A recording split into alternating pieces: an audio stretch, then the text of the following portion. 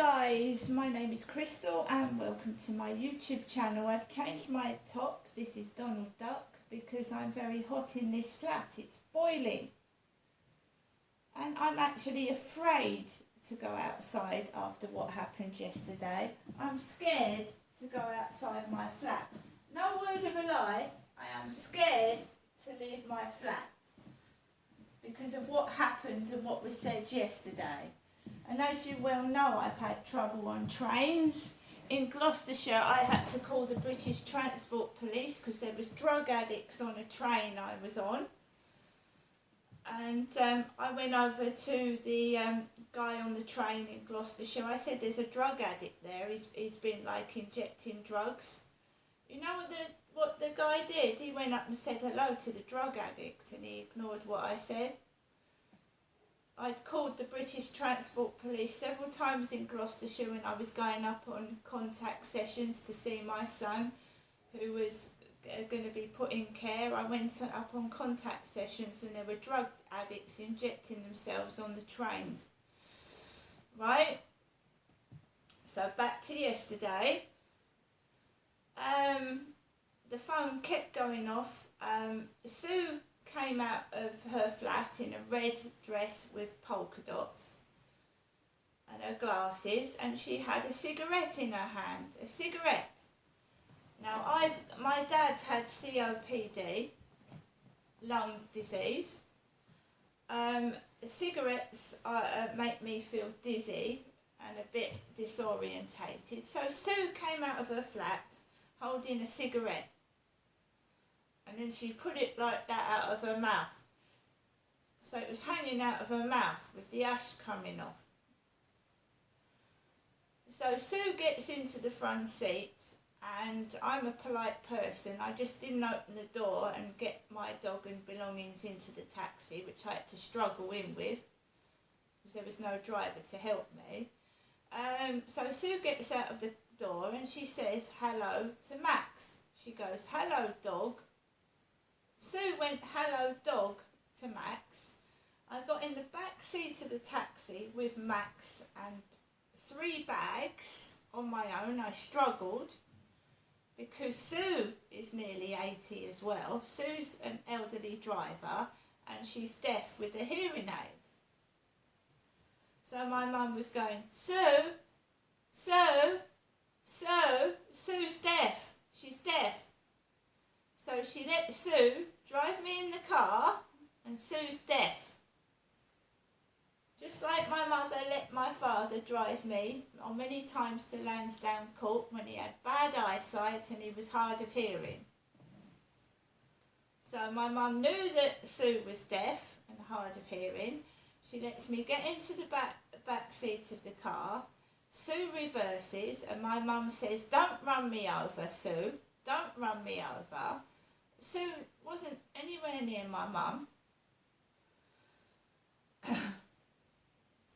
Sue was clearly deaf and couldn't hear what I was saying. She said, where do you live? So Sue started driving me off to Corey's Road, Rochester in her green car. And she had a fag in her mouth and the smoke blew into my right eye. I couldn't see out of my right eye. I had cigarette smoke in my eye and it was all weeping and I couldn't see. And my mum was trying to ring me whilst Sue was driving and I was in the taxi and I didn't answer it. I didn't answer the phone because Sue could have had an accident driving. So Sue was driving very, very carefully, very, very slow.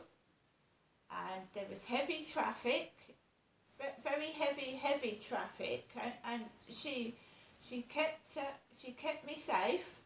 She was a perfect driver. There was idiots on the pavement, idiots like getting in Sue's way, not indicating and just cutting across. Sue was magnificent. She had to cope with all that, and that's what my dad used to do when he used to drive me to Lansdowne Court. And he drove me here once and he never came back again. He never drove me here again, he wouldn't come back. So I couldn't see out of my right eye. Sue drops me outside the flats like the taxi do. My neighbour does. My neighbour was not in at that time. He wasn't in upstairs, the guy with the navy blue Ford Mondeo. He wasn't in. So I came upstairs. There was no noise. There wasn't any dogs barking down the street. Nobody was rude to me when he was out. So he was out and I had no dogs barking when I got out the car. No rude behaviour from the neighbours. It was quiet. I gets up the stairs. I struggles into the lift with the shopping and Max and gets into my flat. And there's a Christmas bauble, a pink Christmas bauble rolling across my floor. And I was watching YouTube videos about hauls from Home Bargains and B&M stores, and they were about Halloween and Christmas stuff. And one girl showed some Christmas baubles. So I'm coming into my flat and there's a pink Christmas bauble rolling across the floor. And I thought, where's that come from? I put my Christmas decorations away, in January. Where's this Christmas bauble come from? Honestly, it's down there. It's a pink Christmas bauble. So I took no notice of it. I thought maybe, because Nikki's not in here. Nikki was the one that played with things. I thought, that's weird. The cat's missing. And there's a bauble rolling across the floor. And Snowball was in the bedroom. She doesn't come out of the bedroom. She stays in there. And it was rolling across my living room. So I settle Max down. I put my things away. And I'm in a relatively good mood. I feel a bit dizzy, disorientated, and I can't see properly out of my right eye. I'm all dizzy. Make myself a cup of coffee, put YouTube videos on, and my mum calls and I don't answer it because I'm not feeling very well. So around 7 p.m, he's still not in upstairs. He's not in. The guy that I had altercations with in 2020, 2021 with noise, he's not in. And his kids shouting things off the balcony at me, old man, old man. When I first moved in, his kids used to shout, old man, old man, off the balcony. And I'm not an old man. So I took Max out last night. I took Max out and I felt giddy, dizzy, and I couldn't see properly out of my right eye. It was stinging. It was weeping, stinging. I don't like smoke. Smoking makes me feel ill. I've got smokers next door. They smoke next door. I have to keep shutting my bedroom window in the heat because they smoke and it comes through my bedroom window. So I took Max out again. There was no stupidity. There was no noises. There was no barking. It's a completely normal walk. Took Max around the field. There was a black-haired young teenager on a male black-haired young teenager on a bicycle, riding up and down on a bicycle. There was a woman walking around in a dress. She was bigger than the Sue. She was walking around in a black and white zigzag dress. No dog, just walking around the field. Sue had a red spotted dress on when she brought me home. She didn't come into the flat. She wasn't near any cameras. And we didn't have a conversation in the car because Sue is deaf. She's hard of hearing, so we didn't speak. Because my mum had said, don't talk about me to Sue in the car. And I didn't because Sue's deaf. She couldn't hear me. So I came back and I felt okay. I started to come back up Corey's Road, and Glenn, the old lady, was outside on the ground floor. The lady with similar hair colour to me, old lady, was leaned over, looking over, and I hadn't seen her for a while, so I thought I'd go and speak to Glenn. She's a lady. And his car, the navy blue Ford Mondeo, which is about 2002, it's a very old car, it's not new, was parked outside Glenn's flat. And Glenn, I told Glenn that I'd lost my tortoiseshell cat, and we had a conversation, and then all down the road started to get noisy. There were kids going, yuck, yuck. And the dog started barking, woof, woof, when I was talking to Glenn. Now, before he was out, I got out of the taxi, no dogs barking, no kids making noises, completely quiet. But when he comes in, it changes. They're all rude and nasty. Why? Why when he came in upstairs and I went to talk to that lady in my grey shorts and in my blue waistcoat and my cap and glasses, the same as I went to see my mum, did I start to get what I felt was abuse from down the road? Why? Why? When he comes home, it all changes. I start getting bullied.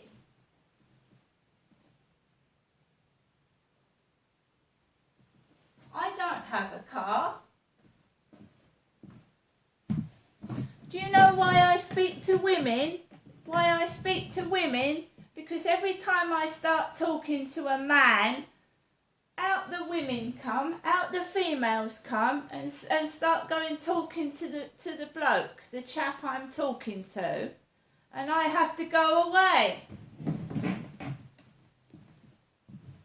I go into the co-op. I've got a woman coming up to me, a woman, sexy legs.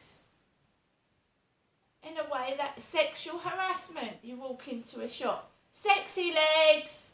They all turn round to me. I'm a woman, and everybody's laughing. That was embarrassing. The reason I've tried to get a boyfriend. I've tried to go on dating sites. It's like it's a woman, a female.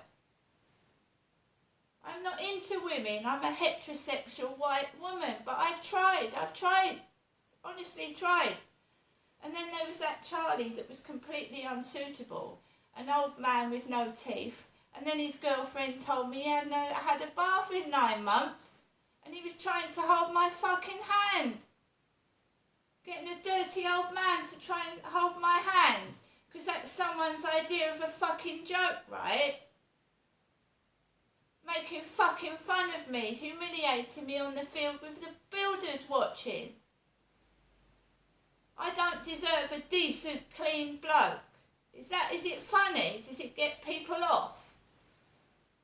I'm a fucking human being. Terrible, disgusting behaviour.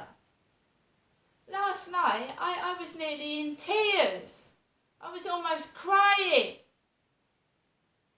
All because I tell him his kids are making a noise, it's driving me round the bend, and last weekend, Saturday, they thumped on the ceiling, and obviously now my fucking cat's gone missing. It's been frightened off, right? It's obviously jumped out the window because those kids have frightened it, thumping on the ceiling.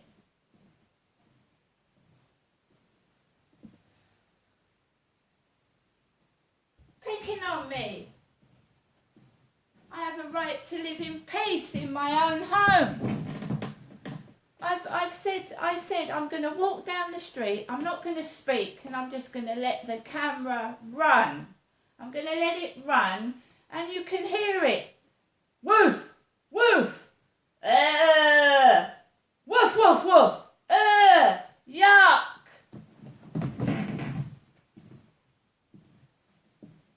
Anybody, right, what happened yesterday was I posted a video of my mother lying with her mouth open like she was bored to fuck of me. And remember that it's the anniversary of my father's death tomorrow. He died in 2021. So my mum is lying on the sofa with her mouth wide open like she's dead, frightening me.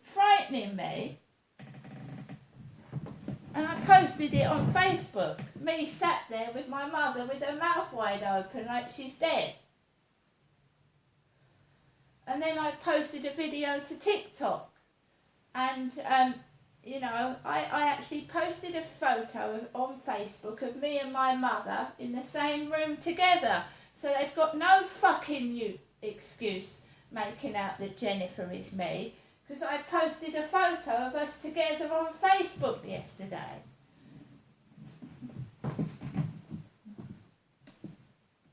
She was in the same room as me she was scaring me to death. I thought she was dead. Her mouth was wide open and she looked like she was embalmed in a coffin like my dad was. It was scaring the fuck out of me. Do you know, months before my dad died, my mother Jennifer would say to me, Derek doesn't want anybody at his funeral. He doesn't want flowers on his coffin. This is way before he was dead. Months before he was dead.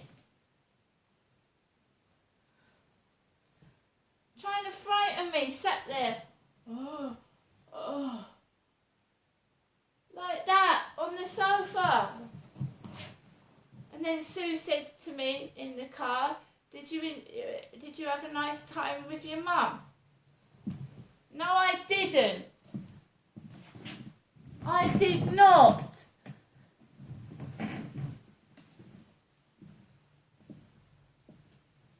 I'm not putting roses and making out everything's all rosy in the garden. It fucking is not. It ain't. I am actually now scared to go outside of my own home because I feel afraid and intimidated. Which I told my doctor, Reg, and Medway Council don't give a fuck. Neither do the police. Now I'm going to get on with the rest of my day. I have got to take Max for a walk. And I am being intimidated for telling the truth. And I fucking know, I know who I am. But the question is, do they know who they are? My mum has no birth certificate. She's got no marriage certificate. I've got a record of who I am. Thank you very much. And I've also got photo ID now.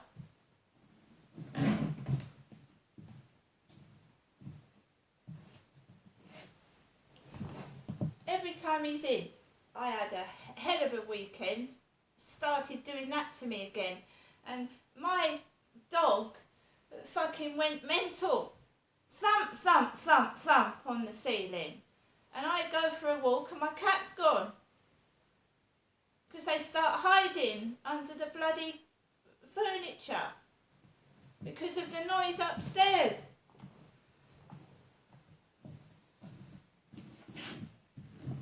I think enough is enough, and I've said it enough myself. You are not going to break me. I'm going to keep going until you fucking stop. See you later.